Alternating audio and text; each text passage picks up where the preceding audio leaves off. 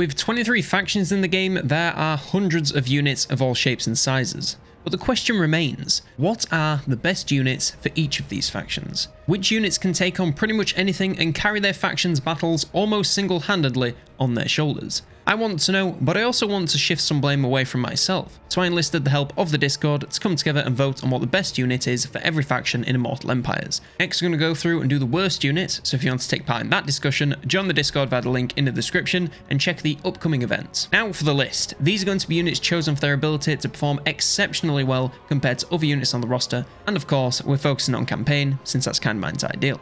Okay, onto the list. First up we have the Beastmen, and for them I'm going to go with the Shielded Minotaurs. The Beastmen have a lot of monsters that could take this spot, but Shielded Minotaurs are a clear winner for me. They're large and have enough mass that they can bowl over most infantry units with ease, but they're not so big that they're an easy target for enemy ranged. On top of this, they have silver shields, so they'll ignore half the missiles thrown at them, and you can see why they're so hard to take out. They also have decent armor and great melee stats, so are hard to take out no matter what they're up against. They can take on pretty much anything on most enemy armies. Front lines, back lines, even cav, as long as they aren't too fast. The only thing they can't really touch are flyers, but it hardly matters if everything on the ground is torn limb from limb. They're fast, tough, and vicious. What more could you want from a Beastman unit? Next up, Britannia, and for these guys, we're going to go with the Pox Peasant Bowmen. Now I know Britannia are known for their cav, but two things. Firstly, they require quite a bit of micro to use just right, so aren't the most approachable to newer players. And B, they can be stupid expensive if you don't have the right vows unlocked. Peasant Bowmen are dirt cheap and anyone can use them regardless of vows or experience. They have a decent range and a good bit of ammo. Yes, their damage is technically abysmal, but with enough of them, you can take out anything.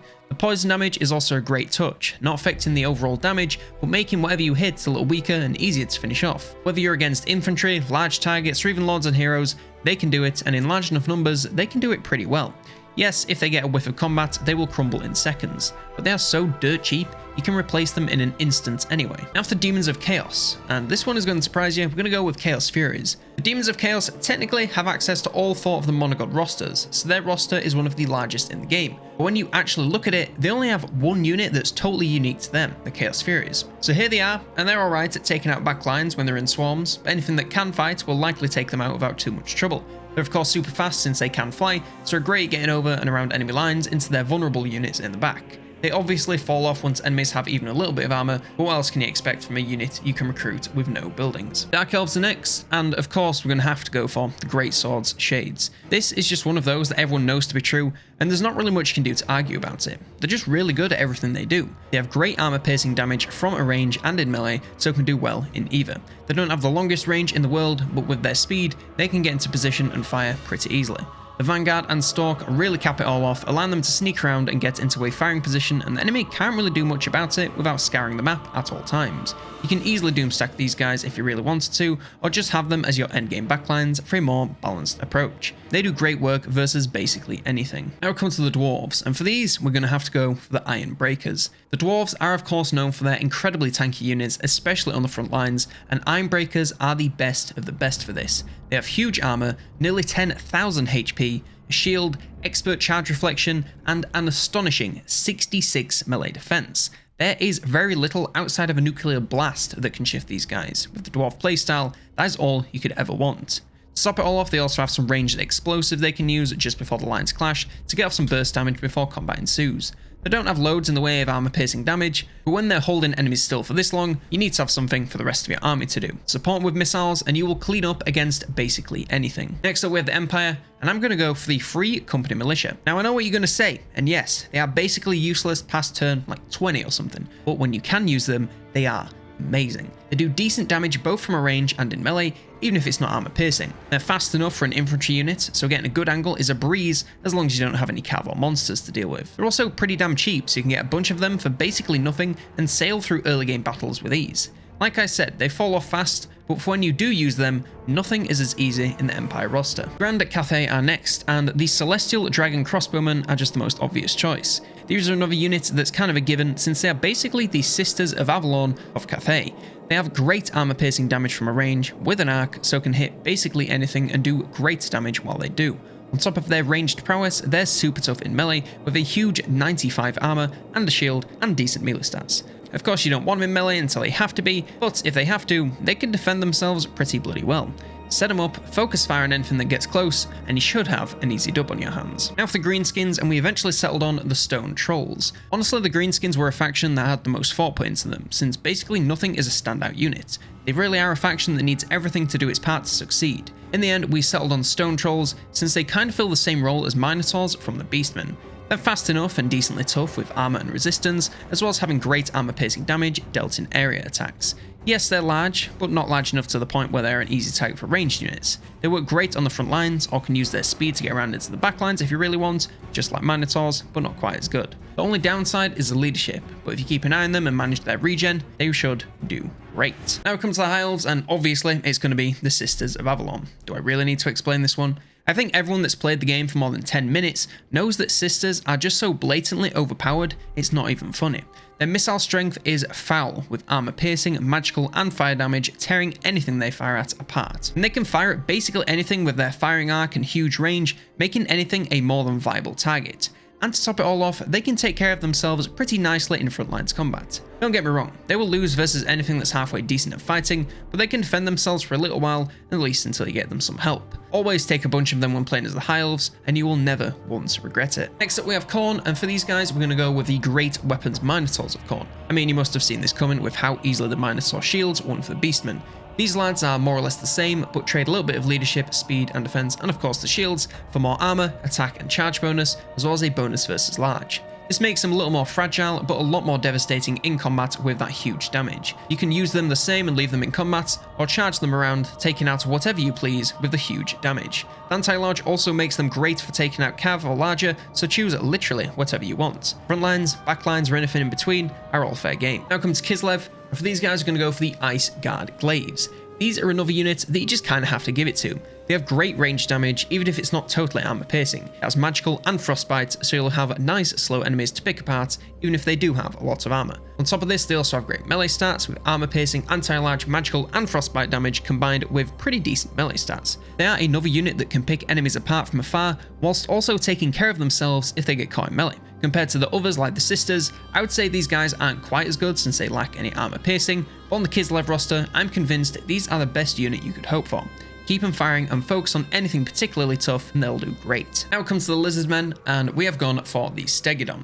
And the Stegodon is another unit that can just do it all. It has massive missile strength it can use over a huge range to take out pretty much anything it sets its sights on. Yes, the single missile of a small explosion will struggle to take out clumps of infantry, but that's where the other aspect of this beast comes in. It's a huge dinosaur and it plays like one. With massive frontlines damage, as well as a beefy HP bar and a good chunk of armor piercing damage, it can dump onto pretty much anything close to it. Yes, it's quite a large target, but the armor, HP and missile resist offset this quite a bit. And besides, you can shoot the missile troops on their approach to reduce this risk. I wouldn't bring a huge number of these lads since their slow speed leaves them vulnerable to being outmaneuvered, but a couple will serve you great in any army, some great artillery that can also kick some ass up close. Next up we have Noska, and we're going to go for the Armoured Skinwolves. Now you might be tempted to go for the War Mammoths here since they do tend to carry endgame battles, but they just have that one massive problem that they are one massive unit. They're just too easily focused down by ranged units and can't even get close before being taken out. Armoured Skinwolves, however, are the polar opposite. They are small and fast and can tear backlines to shreds even if under missile fire, with decent armor and even some physical resistance. They have great speed, so are amazing at getting around the front lines to take out precious ranged units and characters with ease.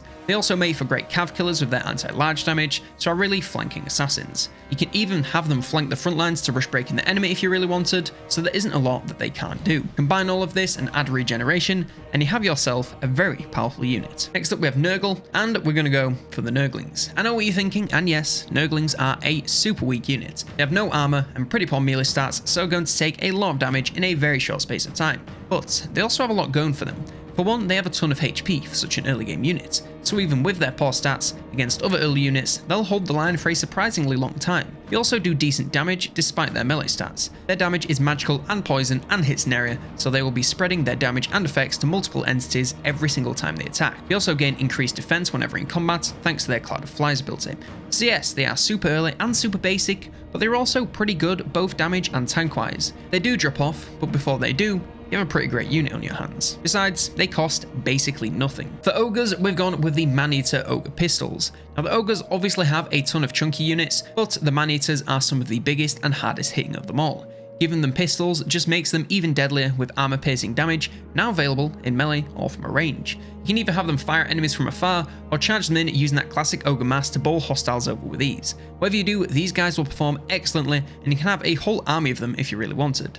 Not really much more to say here, they're just bloody good at everything they do. For the Skaven, we went with the Poisoned Wind Mortars. There are a lot of ranged units in the Skaven roster, and you could pick from nearly any of them and get a great unit, but something about these guys is just so damn good. Their huge artillery-like range and massive explosive damage just make them shred entire armies in just a few short volleys. They may not have the same focused firepower of something like Rattling guns, but they're extremely powerful, and against infantry, there's nothing better. Plus, with the much higher number of sieges these days, these lads will perform way better than Rattlings, as they can fire over walls and terrain and blow units apart. Sadly, they do melt if attacked in melee, so you are forced to keep them safe, but with a range like this, you can see most threats coming a mile off, and blow them to pieces before they can get close. For Slaanesh, we went for the Hell Scourges chosen of Slaanesh. This could honestly go to any of the Hell Scourges frontlines units, as all of them are phenomenal line holders for their stage of the game, but the chosen are of course the best of the best. Not only are they super tough with massive armor, HP and a silver shield, they also have a mind-blowing 65 defense, meaning basically nothing can touch them in frontlines combat. They don't have the highest damage in the world, but on the Slaanesh roster, when you want to hold enemies still so you can charge them, these guys are going to come in clutch and hold units still for a very long time, no matter how much damage they do.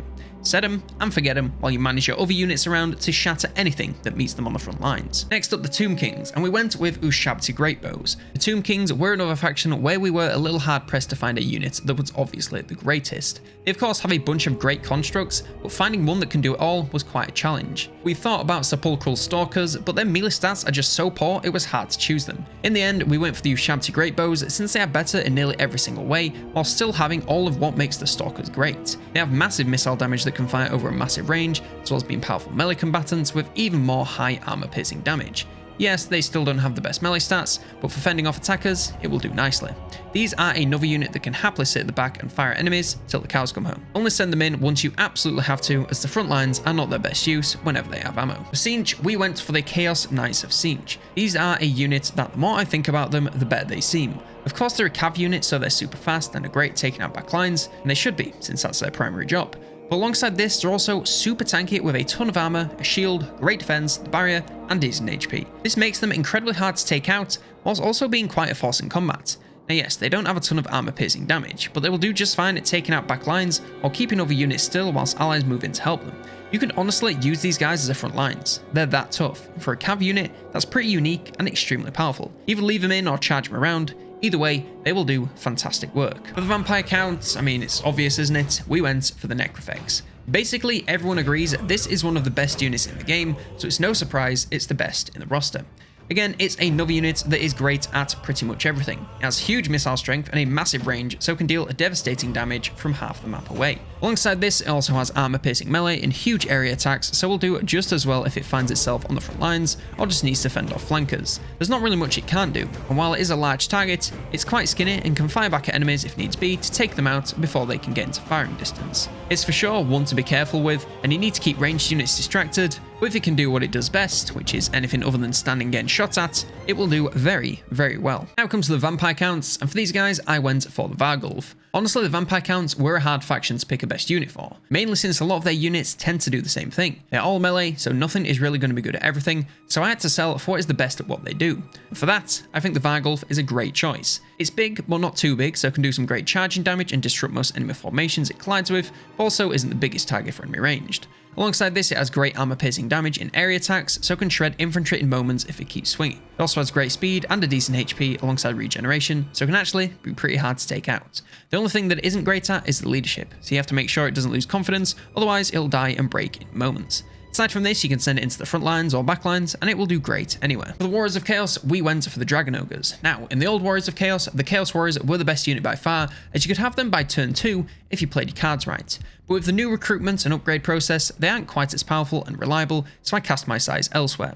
The Dragon Ogres are the obvious choice, since they don't need to be upgraded and can simply be recruited once you have the capacity for them, and they'll kick ass right out the gate.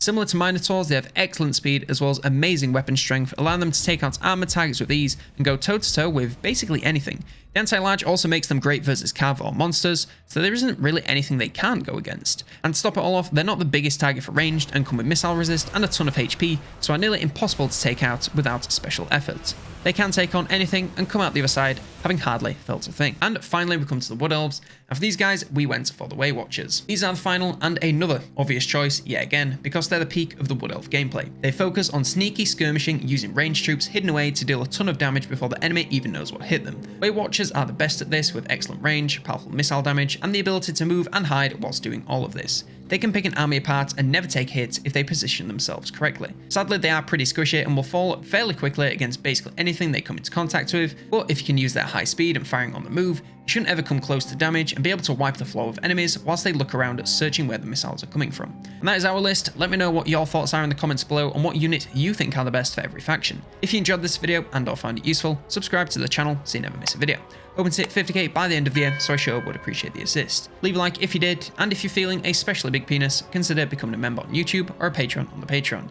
Doing so gets you early insights into future content, increased voting power, and discounts on merch, as well as shoutouts at the end of videos like Henry took of his support at the Officers tier. Thank you to all supporters, one last thank you for watching, and for now, I've been COLONELDAMNEDERS, and I will see you next turn.